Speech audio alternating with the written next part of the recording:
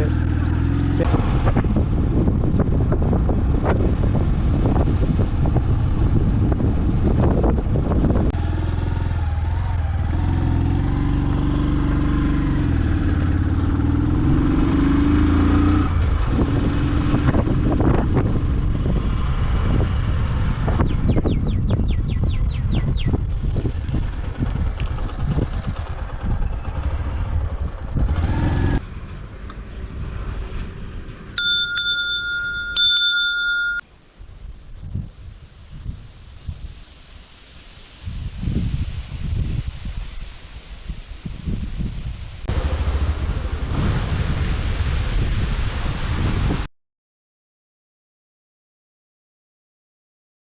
நண்பர்கள் எல்லாருக்கும் வணக்கம். நம்ம போக போகிற இந்த மலையடிவார கோவில் வந்து அந்த அம்புக்குறியிட்ட மலைக்கு கீழே தான் இருக்குது.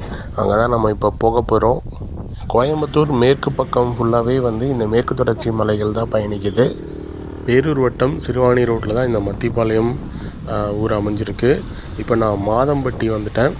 மாதம்பட்டி தாண்டி தண்ணீர் பந்தலெல்லாம் தாண்டி போனீங்கன்னா லெஃப்ட் சைடு வந்து ஸ்ரீ சித்தம்மாள் திருக்கோவில் அப்படின்னு சொல்லிட்டு ஒரு பலகை வச்சுருப்பாங்க. அங்கேருந்து ரோடு உள்ளே போகும். தென்கரை மத்திப்பாளையம் எல்லாமே வந்து இந்த பக்கம்தான் இருக்குது.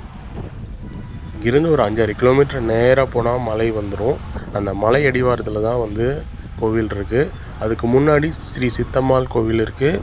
இன்னுமே நிறைய கோவில்கள் இருக்குது. இங்கிருந்து பார்த்தா அந்த மலைகள்லாம் வந்து மேகங்கள் மூடி ஒரு மாதிரி அந்த பக்கம் மலை வர்ற மாதிரி ஒரு தோற்றம் தெரியுது. இப்போ மணி ஒரு 12:30 ஆகுது. வெயில் பாருங்கள், ஓரளவுக்கு மிதமாக ஒரு இளம் வெயிலாக இருக்குது. சீக்கிரமாகவே வந்து இந்த செம்மண் பூமிக்கு நான் வந்துட்டேன். இங்கே இருக்கிற அந்த சிறப்பே இந்த செம்மண் பூமி தான். இந்த பக்கம் வெங்காயம், மஞ்சள், தென்னை இந்த மாதிரி பயிர்கள்லாம் பண்ணுறாங்க. கோப்ரோ வைட் ஆங்கிளில் வச்சுருந்தாலுமே மலை வந்து தெரியுது, பக்கத்தில் தான் இருக்குது. ஆனால் வந்து இந்த வைட் ஆங்கிள் வச்சா அது தூரமாக இருக்கிற மாதிரி ஒரு தோற்றத்தை காமிக்கும். நான் இந்த ரோட்டில் இப்போ முதல் முறையாக வர்றேன். இதுக்கு முன்னாடி நான் வந்ததில்லை. ஸ்ரீ சித்தம்மாள் கோவில் இங்கே இருக்குது. இங்கே ஒரு பாட்டியை நான் விசாரித்தேன் எங்கே போகணும் அப்படின்னு சொல்லிட்டு. இங்கே உள்ளே போக சொன்னாங்க.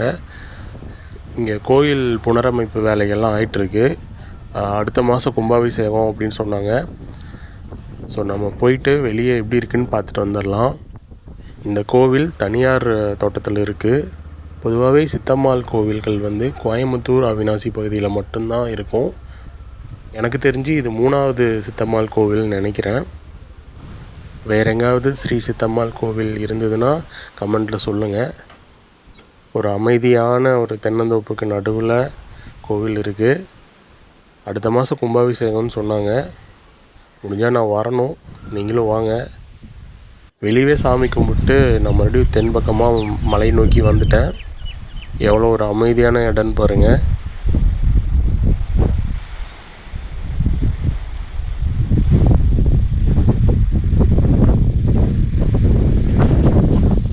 காற்றோட வேகம் ரொம்பவே அதிகமாக இருக்குது. மணிக்கு 12 கிலோமீட்டர் ஸ்பீடில் காற்றடிச்சிட்ருக்கு. இங்கே ஒரு செக் டேம் வந்துச்சு பாருங்கள். நம்ம வனத்துக்கு ரொம்பவே நெருங்கிட்டோன்னு அர்த்தம். இந்த பகுதியில் இந்த மலைகள் வந்து ஏதோ ஒரு ஒற்றை மலை கிடையாது. அப்படியே வந்து அடர்த்தியாக நெருக்கமாக அடுத்தடுத்து கரடுகளாக போயிட்டே இருக்குது. கோவில் இந்த பக்கம் இருக்கா அந்த பக்கம் இருக்கான்னு எனக்கு தெரியல. அந்த பக்கம் போய் பார்ப்போம். ஏன்னா மலை வந்து அங்கே தான் பக்கத்தில் வருது. நேராக போனால் தூரமாக இருக்கிற மாதிரி ஒரு தோற்றம் கொடுக்குது.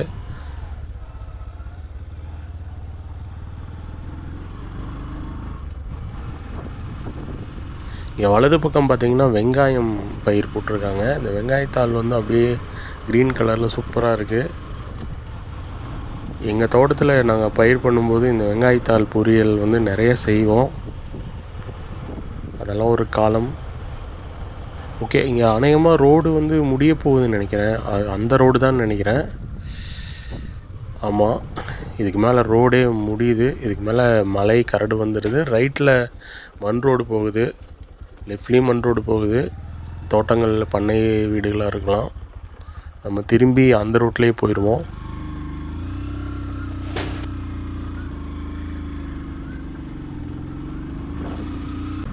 திரும்பி அந்த ரோட்லேயே வந்துட்டேன். ரொம்பவே மலைகளுக்கு அருகில் வந்துட்டேன்.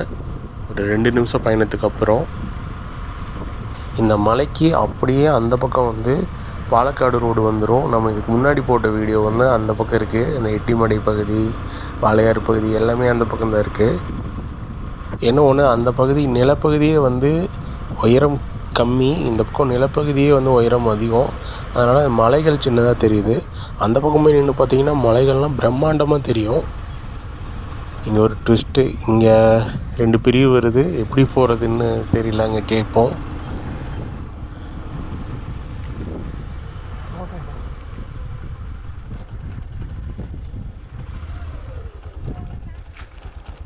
ஒரு மலையடி வேறு வரைக்கும் போகணும். மலையடி வேறு வரைக்கும் போகணும், சும்மா ஃபோட்டோ எடுக்கிறதுக்கு. அங்கே போய் சரிங்க. யானையெல்லாம் வராது இல்லைங்க, நைட்டு தான் வரும். சரியாருங்க.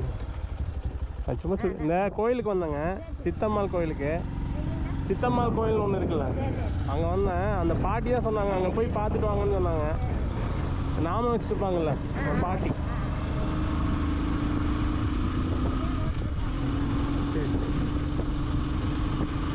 ஒரு அம்மா எனக்கு வழி சொன்னாங்க. அவங்க லிஃப்ட்டும் கேட்டாங்க. அவங்கள உட்கார வச்சுட்டு மறுபடியும் நான் வந்து கிளம்பிட்டேன்.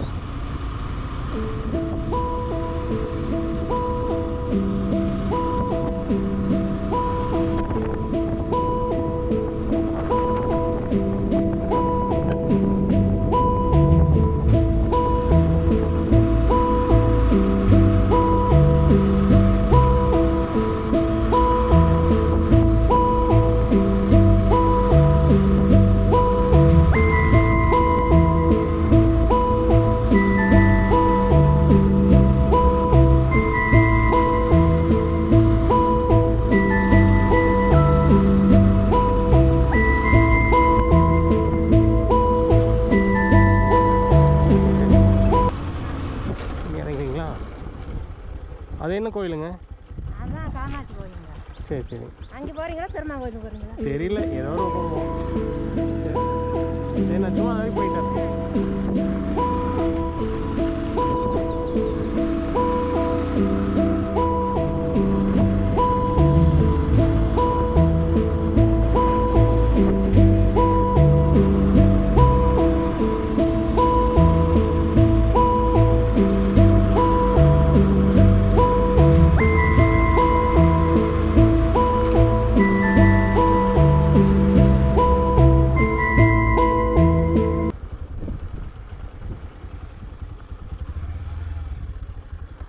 மலையடிவாரத்தில் இருக்கிற கரிவரதராஜர் கோவிலுக்கு முன்னாடி இங்கே ஒரு வனக்கோவிலும் இருந்தது. ஒரு காலத்தில் இதெல்லாம் வனக்கோவில் தான். இப்போ தான் அந்த தார் ரோடெல்லாம் வந்துருக்கும்.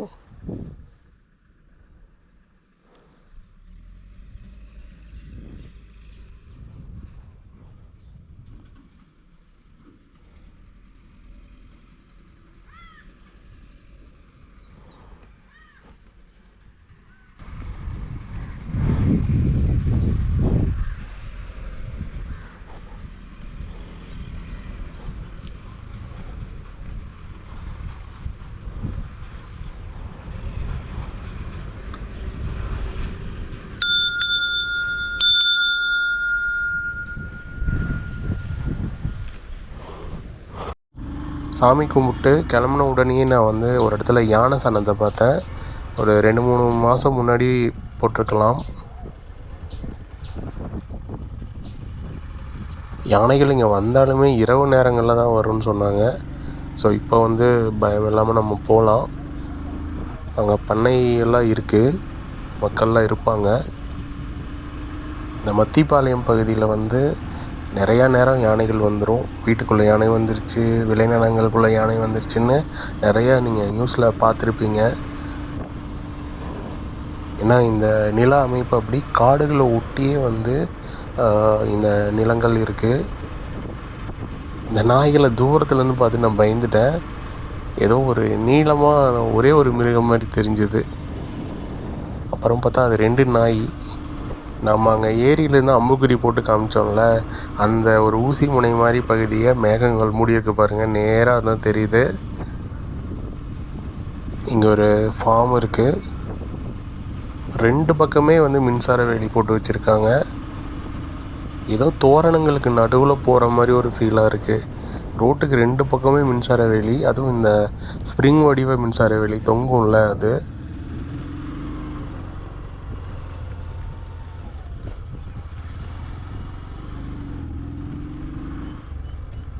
இங்கே பார்த்தீங்கன்னா இந்த யானை வந்து இந்த மின்சார வேலி இந்த கம்பத்தை காலால் மிதித்து சாய்ச்சிருக்கு பாருங்கள். ரொம்ப டேஞ்சருங்க இந்த பக்கம்லாம். அங்கேயும் வந்து ஒரு கம்பத்தை சாய்ச்சி வச்சுருக்கு. ரோட்டில் வாகனங்களே போகக்கூடாதுன்னு நினச்சிருக்கு. இங்கே பாருங்களேன். நீங்கள் இந்த கோவிலுக்கு வந்தீங்கன்னா தனியாக வராதிங்க. முக்கியமாக பகல் நேரத்தில் வந்துட்டு பகல் நேரத்துலேயே போயிடுங்க. அதிகாலையிலையும் வர வேணாம், ஈவினிங்லேயும் வர வேணாம். ஏன்னா இது ஆபத்தான ஒரு இடம். யானைகள் எப்போ வேணாலும் வரலாம். யானைகள் மட்டும் இல்லை, சிறுத்தை புலிகளும் இருக்குது, கரடிகளும் இருக்கும். இங்கேயும் பாருங்கள் கம்பத்தை சாய்ச்சி வச்சுருக்கு. ஒரு பக்கம் புல்வெளி மேடு மாதிரி இருக்குது லெஃப்ட் சைடு. ரைட் சைடு பார்த்திங்கன்னா அந்த கோவில் வந்துடும். இங்கேயும் பாருங்கள் வளைச்சி வச்சுருக்கு. மரத்துல எல்லாம் வந்து அது வந்து இந்த தோலெலாம் உரித்து வச்சுருக்கு. ஏன்னா அதுக்கு கொசு கடிக்கும். அது வந்து ஒரு மாதிரி முதுகெல்லாம் பிக்கும். அதனால் மரத்தில் தேய்க்குங்க. அதெல்லாம் பண்ணி வச்சுருக்கு அந்த மரத்தில். நம்ம காட்டுக்கு ரொம்ப அருகிலேயே வந்துட்டோம். மின்சார ஒயர்கள்லாம் இல்லை பாருங்கள். மின்சார ஒயர்கள் இல்லை அப்படின்னாவே அந்த இடம் ரொம்ப அழகாக இருக்கும். அப்படி தான் இந்த இடங்கள் இருக்குது. இங்கேயும் யானை சாணங்கள்லாம் இருக்குது. கோவில் தெரியுது பாருங்கள் ரைட் சைடு.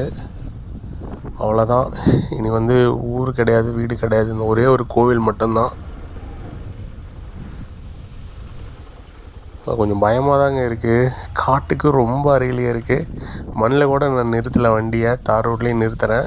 ஏன்னா தார் ரோட்லன்னு டக்குன்னு கிளம்பிட முடியும், மண்ணுனா கொஞ்சம் கஷ்டம்.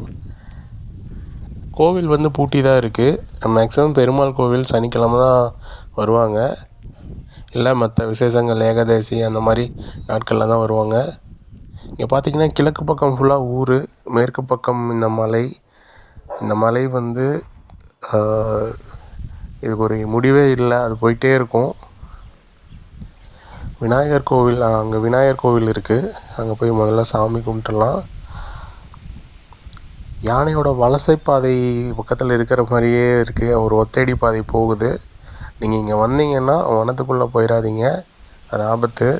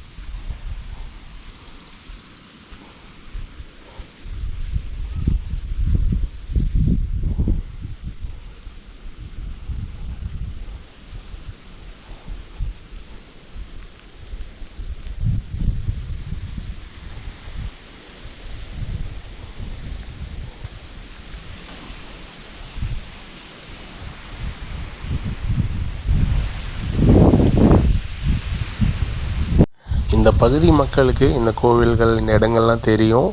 ஒரு சிலருக்கு தெரியாது, வெளியூர் மக்களுக்கு தெரியாது. ஸோ அதனால தான் இந்த காணொலியை வந்து நான் பதிவு பண்ணுறேன். ஒரு அருமையான ஒரு கோவில். ஓகே ஃப்ரெண்ட்ஸ், மீண்டும் அடுத்த ஒரு வீடியோவில் சந்திக்கலாம். நன்றி, வணக்கம்.